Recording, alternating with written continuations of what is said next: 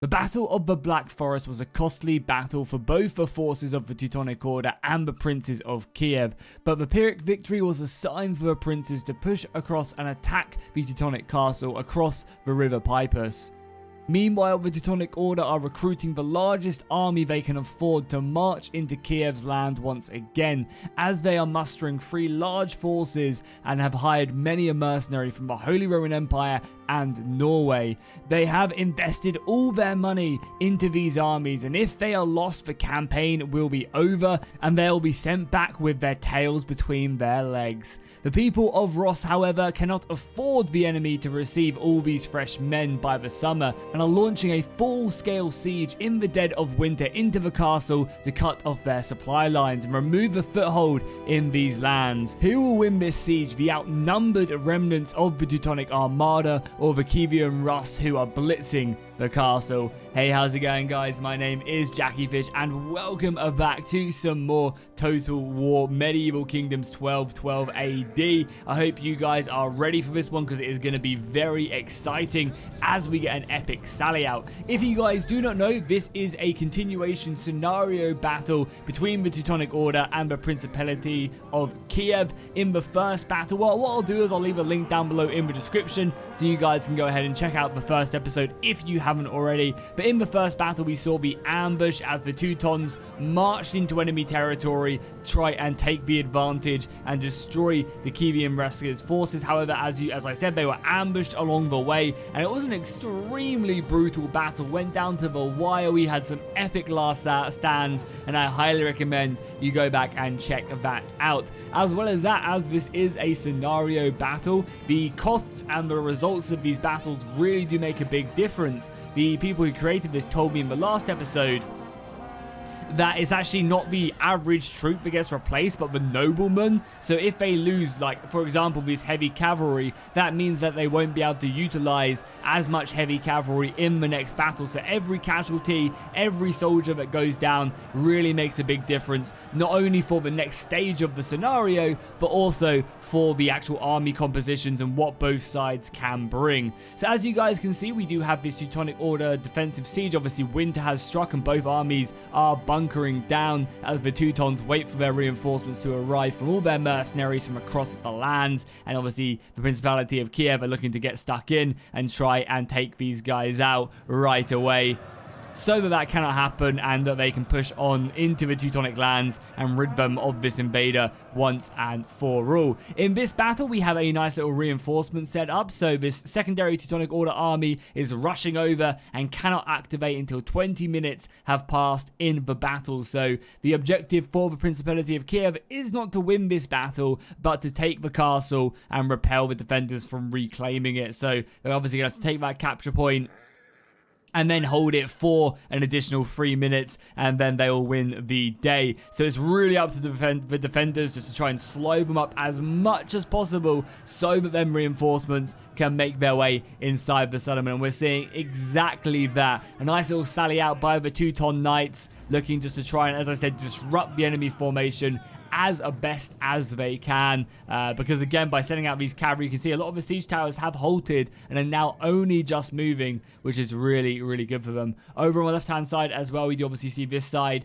as the siege towers continue to get pushed up. You can see the men actually inside of the siege towers as well, looking very awesome indeed. And by the way, guys, if you want to see more of these scenario battles, whether it is on 1212 or if it's on Total War Rise of Mordor, let me know down below in the comments, and obviously by dropping a like on these videos. Generally, when it comes to, you know, what video series do well on the channel, I look at the likes, I look at the comments, and, you know, whatever ones have the most, I'm like, oh yeah, people really do want to see that.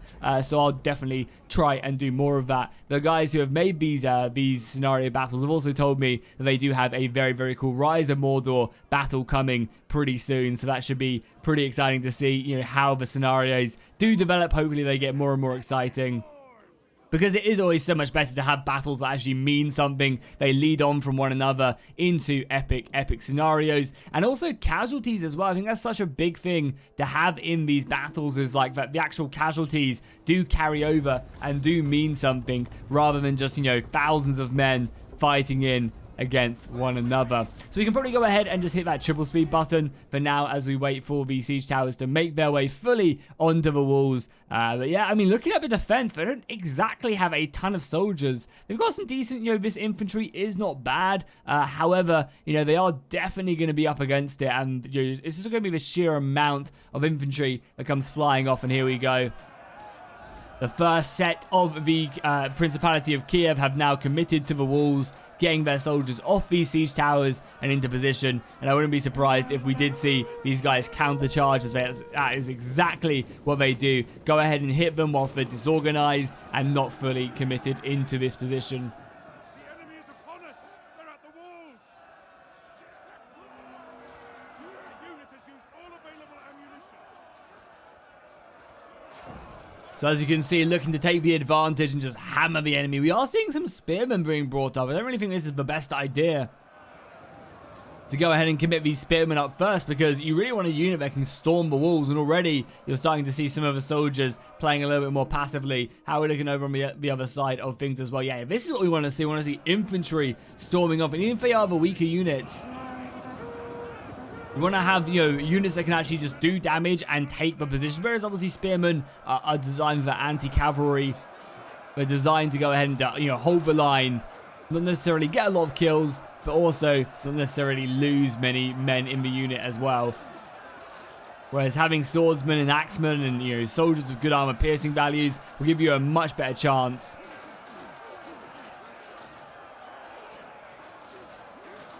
But as you can see, there is a clear difference in the levels of armor on the battlefield. I mean, just look at the left and then look at the right. These guys are like in woolly clothes, bear skins. And over on the left, we are seeing your proper armor. So these are obviously not the stronger units. I imagine we'll be seeing a handful of them, maybe waiting a little bit further back, waiting for their chance to shine. I mean, I say that. There isn't actually really that much back here. Also, sorry, my bad. Completely forgot to turn the music back on. I always have to turn the music off whenever I'm doing Rise of Mordor because the music's copywritten. But with the 1212 soundtrack, you don't actually have to do that, which is nice. The gate is now under assault due to the battering ram now making its way up, hitting down, doing some decent damage, and that will be going down very soon. So you can see it smashing in. I can't actually, yeah, there you go, 91, one more hit. And then that gate is being swung right open. I say that, it was on 91 damage. How many hits does it go? There you go. Boom, boom, boom. So infantry will be able to storm through there, and obviously taking these towers is going to be super important. The sooner you take these towers, the better it's going to be, because then you're not going to be receiving all of that damage. Some heavy fighting over here, but you can see the quality of the Teutons is definitely proving its worth. The balance of power bar is looking pretty good for the defenders, but obviously keep in mind that they have half of their army. Half of these 5,500 men are not in the settlement. They're pretty far away, and it's still a little while until they can activate, and then even then they have to then march into the settlement. So when they arrive, they'll be tired, they won't be fighting as effectively, and all it really takes is for a unit of spearmen to set itself up like right here and on the bridge, and then you can hold this position for a serious amount of time, which is why I'd be holding back a lot more on my soldiers. You can just see the spearmen just do not cut it. They brought a spear to a sword fight, and unfortunately it is not faring well for them. Again, that's something as well you have to be so careful of. Siege battles are brutal for the attackers in 12-12 when you're playing the more early periods of the battles, because they simply just do not have the melee attack stats. They simply do not have the morale to sustain themselves in a battle like this. So we know the defenders have the advantage here. Obviously, again, as I said, half their army is outside the settlement, going to be delayed probably sometime till we see them. So, the attackers have that. And obviously going through the gate is also really important. Surprised this battering ram was actually never brought up because, oh, they took the gate. Oh, wow. How the hell did they manage that? I guess this unit of spearmen are in here and they immediately start sending soldiers forward to try and get some of this cavalry inside the settlement. Really nice move here. And this is going to be devastating. Absolutely crucial. Losing this gate, man. How unfortunate. That cavalry is immediately going to be able to go into the crossbows or go into the side here and really try and soften them up. I think the crossbows is exactly what they're going after. Not a bad idea, and boom, just like that, they rip through them. Obviously, the counter-charge coming in almost immediately with the swordsman. That is just not going to do enough damage, though. The cavalry then deciding to pull their way out and then look for some infantry kills.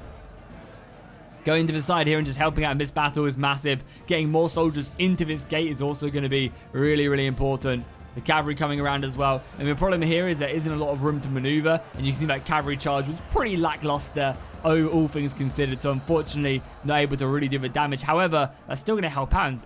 Still doing a lot of damage, 100 kills on them, and you can see the Teutonic cavalry is now rushing in. But the nice thing is, like, the spearmen have made their way in, and that's going to be a great unit to take down these expensive units. Like, this is all that remains from the previous battle when it comes to the noble units. That's why you're seeing a lot more of the lower tier units, because the last battle, if you haven't seen it, I highly recommend you go back and watch it. It was an absolute brutal slogfest. We had the initial ambush come in, the Teutons getting absolutely wrecked, and then they were able to reform the line and set up their position deep up the forest in like a really good hill. It was an amazing battle, really one of the best 12-12 battles I've ever done, I think, on the channel. So if you haven't seen it, I highly recommend it. And that's also another one of the things I really really enjoy about these scenario battles, is that people, if they want to get into the scenario and immerse themselves and enjoy the cheesy intros and stuff like that, they can totally do that. Or you can just watch this as a normal battle, you know, like a normal one-off battle, and leave it at that, which is always super cool. Also, the snow coming down does look very awesome as well.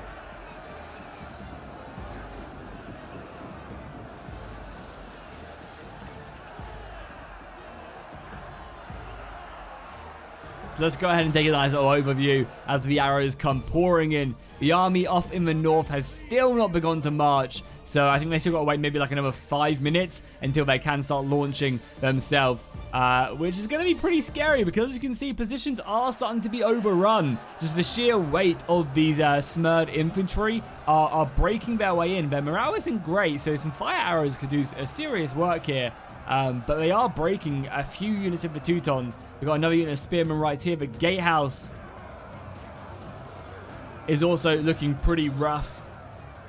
They do have this nice defensive position with the crossbows set up on top of the barricade, so they'll be able to shoot over as the enemy come at them. So that's a nice little setup that they have there. Obviously, getting the cavalry inside the settlement is also, I imagine, a pretty big thing, and the archers as well. The Rus hunters are mainly coming in here to focus down the Grandmaster's bodyguard as best as they can, as the cavalry charge does come in. Luckily, this is probably one of the heavier units that the Principality of Kiev actually have on the battlefield, with actually pretty decent morale, so they're going to be able to do much better. Yeah, and again, to compare it, like, these are still low period Teutonic Order infantry. They have 30 morale, whereas these other guys have 15. You can really see, like, the low quality of the men being brought to battle. But again, that's a consequence of the last battle.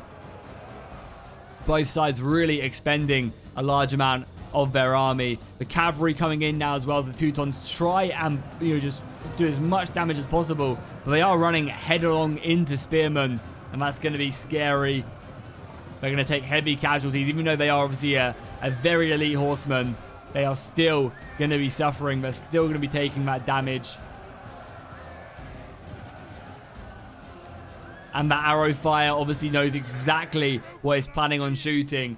Obviously always going to be focusing down them Teutons as best as they can, because if they don't, this cavalry will rip the enemy apart. I mean, just look at it, looking absolutely spectacular. The knights, yeah, just looking really, really cool.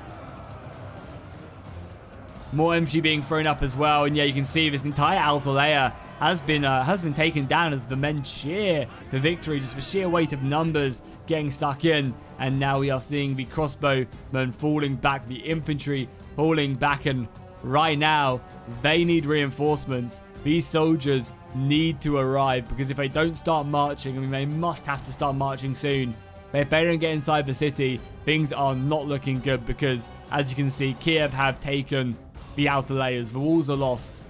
And even with the cavalry charging in once again, looking to do just as much damage as possible. I mean, just look at that. Oh, it's so goddamn good. I love the I love the look of these charges. They always look so good, especially when you zoom right in like so and just watch the men move in.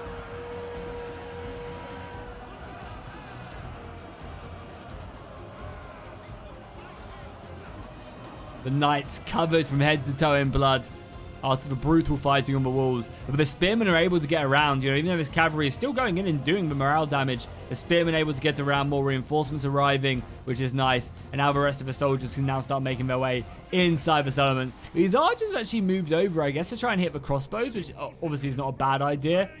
We are taking a bit of damage now from the tower itself, so let's be a little bit careful. But for the most part, I think the arrow fire will be able to do some decent damage. But yeah, I mean, there's just not much left. Like, this infantry can form up here, but that's about it. And oh, there we go. The reinforcements are now on the move. I mean, they need to hurry as well. They can't simply march into this. They need to run. Oh, they are marching, though. I think these units have to run, because if they don't, it is not going to look good whatsoever. They just need bodies inside that point. Even if they're having to fight for it, getting that cavalry in. I think that's why we're going to be seeing the cavalry moving in.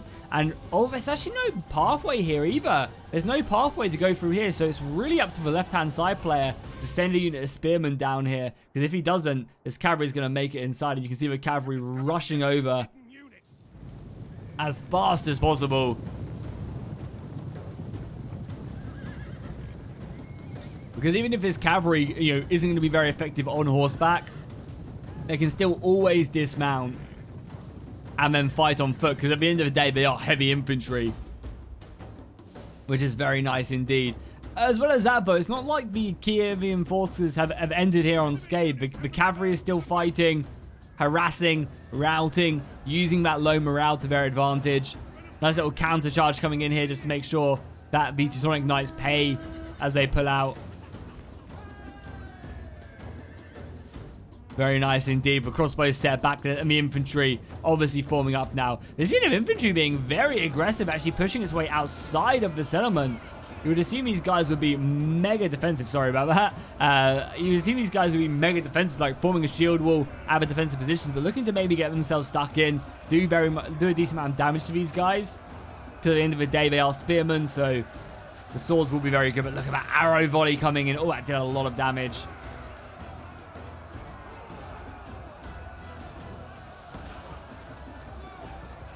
The towers do now luckily go down, so it's going to be giving the attackers a little bit of advantage. Another volley comes in.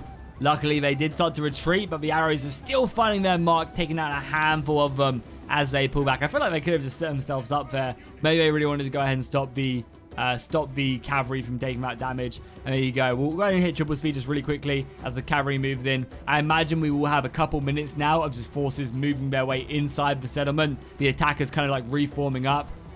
A few minor like counterattacks here and there, but it's going to be like a little bit of a, you know, soldiers holding a bated breath. And honestly, I think the attackers are being a little bit too slow, honestly. Like, they needed to send soldiers down to this left-hand side to block off this entrance. That's, I guess, why there's a unit of cavalry here to kind of stop any of that. Now they are starting to send soldiers, but it's just a tad too late. This cavalry should be able to make it inside of the settlement. As long as they double time it across the bridge, they should be fine. We've even got some of this lighter javelins and Prussian raiders who have made it, whereas the rest of the infantry, yeah, is still rushing. I mean, this is one of the downsides, though, is this army is going to be exhausted by the time it does arrive. You can see they are already winded? Yeah, already winded. So like two away from exhausted. And they are starting to kick it up again now, but I have to say, I feel like they've lost the trick here. They've given the defenders that time to form up, and I think that's going to be very good because, yeah, right now the crossbows are exchanging out. But, you know, this is a tired and wounded force. Over on the right-hand side, it's not looking great. Balance of power bar is still very even, but generally that's a good sign. So if these armies can just get in, like they're going to set up like here, we're going to set up like here. And obviously, then just hold the defensive positions there and there. And that's not... Oh, there's actually another position here, though. I didn't see this one right here. So they are going to be a little bit stretched. But obviously, just getting that cavalry inside is going to be big. As the men continue to fight up this defensive ramp. Pretty effectively as well. Because again, when you're fighting in total war, if you're going uphill, you generally have the disadvantage. Your men get tired a little bit quicker. And obviously that in turn means that you fight worse.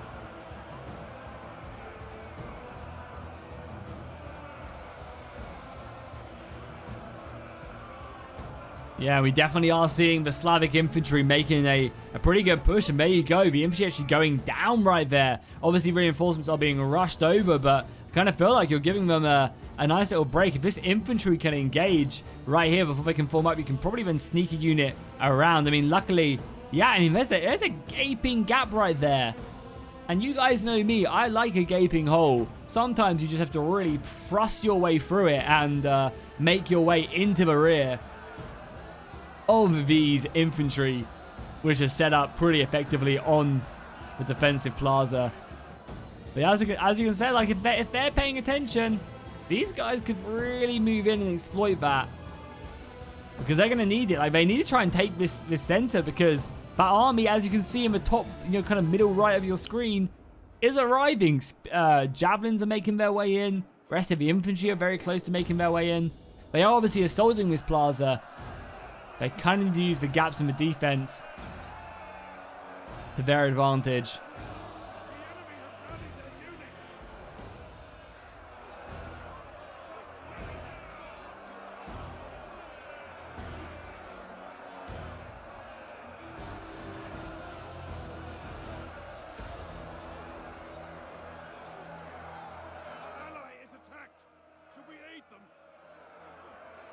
Yeah, I think the defensive Teuton allies have probably been asking for aid for a while now.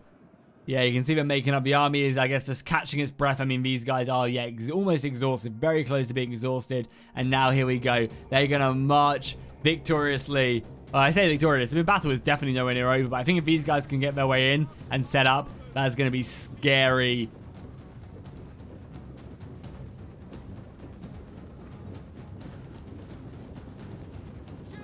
There's a lot of infantry here. Lots of reinforcements.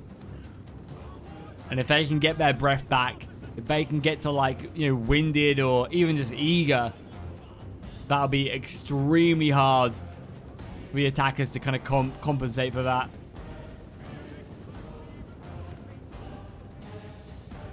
So they'll be making their way inside the settlement momentarily, looking just to reinforce. And again, there's just nothing being sent over there. Already the reinforcement cavalry has jumped into action. Go ahead and just try and do some good charges off from the spearmen. Obviously, in a prolonged engagement, this won't be looking good for them. But right now, pretty effective.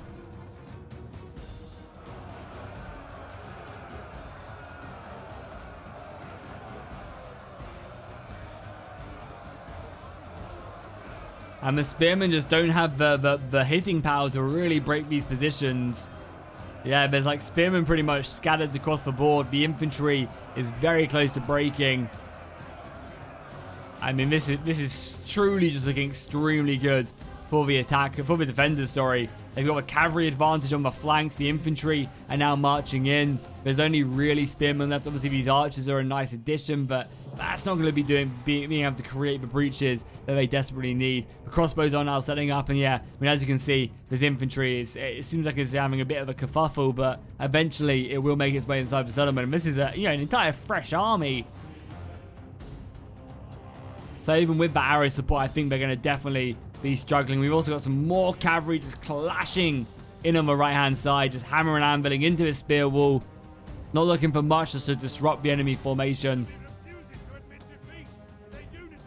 And yeah, I mean, it just does not seem like there is much left for the defenders whatsoever.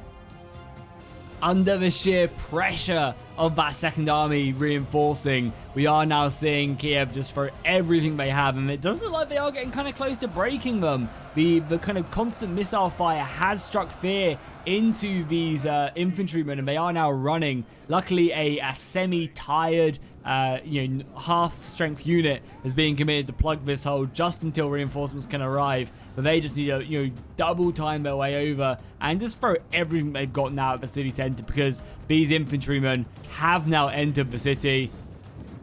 I mean, they're a bit cocky as well, just marching. I mean, it looks epic, of course.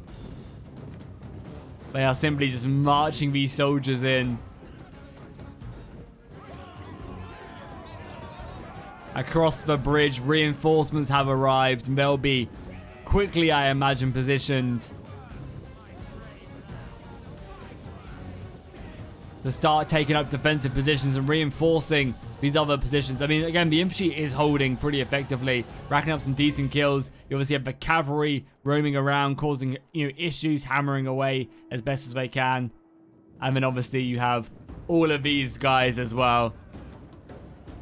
Marching. They're almost marching in victorious, like they haven't done anything. He's like the one guy from the group project who claims all the credit.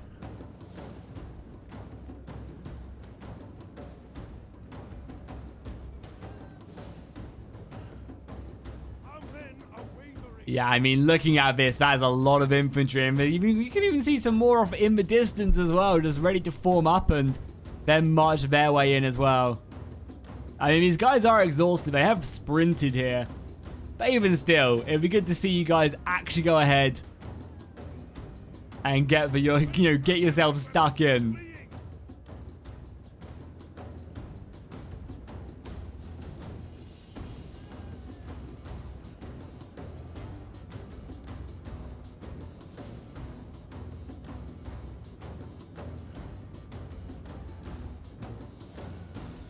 Very epic indeed. Back to the fighting though. Sorry, I got a little bit carried away there. We can see that they have actually been able to make a little breach into the left-hand side, breaking that infantry unit. The cavalry has now been forced to actually charge their way in. So I imagine this is their push. They're going to lob everything they have right through this gap and just try and take that city center and hold it. However, more cavalry now turning up to the battlefield.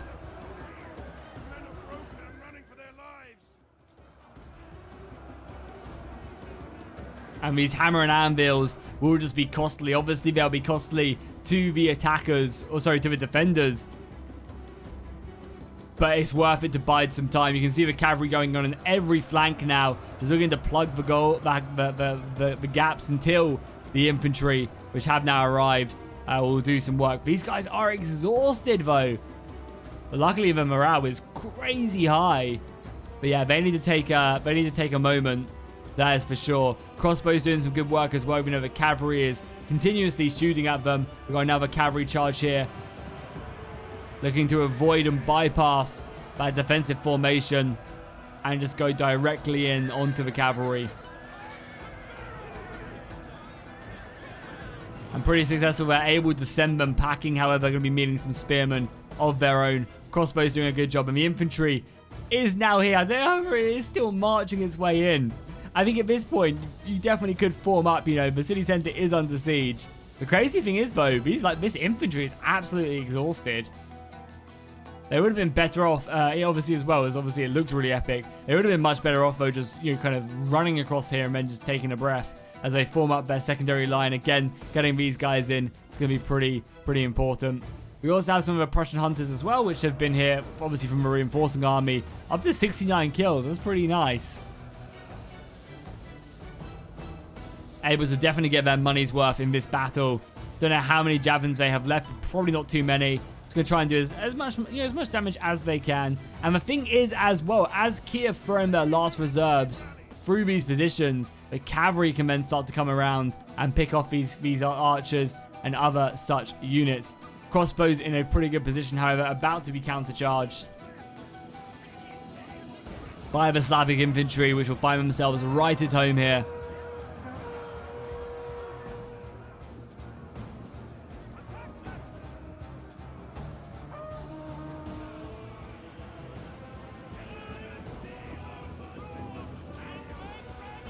And yeah, it's really tough to getting all this infantry. I guess the infantry is just, they committed like one unit. And they are reforming a little bit more now. But I think they are really just trying to get their energy back because, yeah, exhausted units is not great. It's more of a cavalry come flying through. A nice little charge right there into the side of the archers. And yeah, now they're realizing, okay, actually we have to commit this stuff to the fight. I mean, the Banner's power bar is not looking good for Kiev and Rusk. Over 700 extra defenders have now been committed.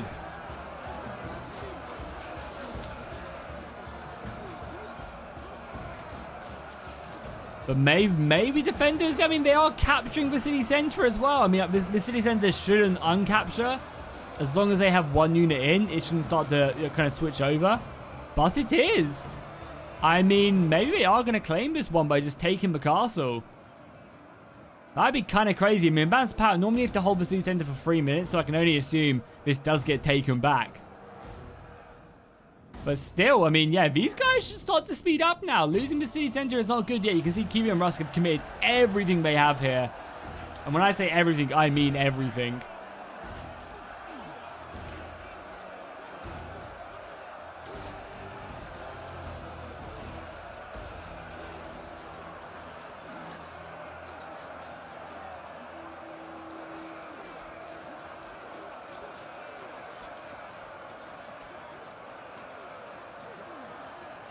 So they're just going for one big gambit, their last play.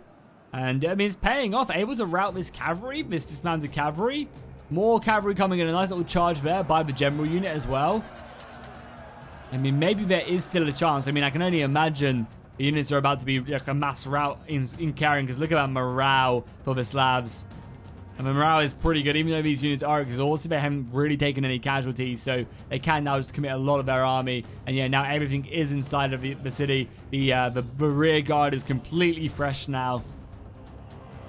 So I think for certain at this point, the Teutons have been able to claim victory, which is going to be good, because as the winter breaks, it means that they are going to be the ones pushing in. I say that, though, but the city center is being captured. The timer is going down to 2 minutes now. The Teutons, though, marching in and are capturing this. But, I mean, honestly, the defenders, the Kiev could just win. It would be kind of silly if Kiev did just win with a battle like this. They're going to have to... That timer is... Yeah, there you go. The timer has now reset. It's still going down, though. Wow, Total War Artillery is stupid. They have to capture it the entire way, I guess. God, my heart skipped a beat for a second. I'm not gonna lie. Seeing that flag, like seeing that timer right here down to 80 seconds, like that could easily just I miss micro and they capture the flag. Man, how silly! I should stop it. And the crazy thing is as well, is that the timer only just stops as well. So if they can break their way through and just capture the flag for another minute, then all of a sudden they just win the battle. Absolutely wild. However, I think they're going to be very hard pressed to achieve that now, as the last of the rear guard, the fresh rear guard at that, now makes its way into the city. So even though the kind of initial assault reinforcing force was pretty tired, the rear guard was not, and that's like you got heavy axemen here as well. It's not like you're running in with like kind of crap units. You actually have very good shock infantry, which are perfect for dealing that impactful damage that will lower the enemy's morale and break them. So able to really commit these guys in when they need them. But I mean, this fight right now is packed, literally jam-packed with infantry. Committing everything they have in one last-ditch effort to take that city center. But I just do not think it's going to be enough, unfortunately. Just sheerly too much in the way with that reinforcement army arriving. But think how crazy it could have been. Like, if the attackers would have set up a minor force here to slow them up, all they had to do was really hold them for like another minute and a half, and the battle would have been won. Which is kind of crazy to think about. Like, all they had to do was just send a couple units of spearmen to stop the units from coming in. Commit their cavalry over here, probably. And that battle could have easily been won on the timer. Unfortunately, though, the rest of this day is going to be a big fat L. I say a big fat L. It was an extremely close battle. With only 70 seconds left in it. But it's going to be a victory for Kiev. So this does mean that the Teutonic Order, after defeating these armies, obviously, can now receive their Holy Roman Empire reinforcements. They can receive their mercenaries from Norway, and they can march onto the capital of Kiev, which obviously is Kiev. So we should hopefully get another epic siege battle in the final installment of this scenario. Both sides committing everything they have to this battle, and it should be really good. Actually, no, wait, the capital is Novgorod, sorry. Of course. So yeah, it should be a really, really good epic last battle. Obviously, if you guys want to see that on the channel, make sure to drop a like and a comment. And let's say whenever we hit 300 likes, I'll then upload the next part of this series, the final part. So if you guys want to see that, smash that like button. And then as soon as we hit 300 likes, I'll go ahead and record it because I do already have it. And I'll upload it for you guys right away. But yeah, now we're just seeing kind of a remnant of this. There's still so much infantry left remaining.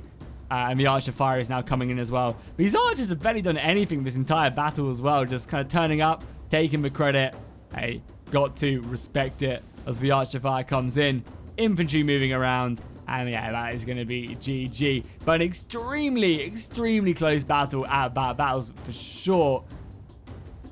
We definitely could have seen Kiev taken back, even after the rough start, if they were just a little bit quicker. And I think if they had a defensive position there of the bridge, that could have definitely been it. But maybe again, they had rules that you couldn't do that. Again, these are scenario battles, so definitely could be the case. If we take a look at the kills, obviously the main kills come on in the form of the cavalry. The cavalry doing so much damage. However, they have lost, I think, 2-3 units of these cavalry. So that means that they're probably not going to have them in the next battle. Obviously, they're going to receive reinforcements, but still, that's some noble units that we're not going to be seeing in the next one. Which is pretty interesting. And then, yeah, you can see right here as well that there was only, 3 units of elite noble cavalry and then some weaker ones, which aren't as strong. So you can already start to see the scenario coming into play. And again, you can see the kills over on the other side of things. So if you guys enjoyed this battle, make sure you go ahead and drop a like and a comment down below. And I'll see you guys in the next one.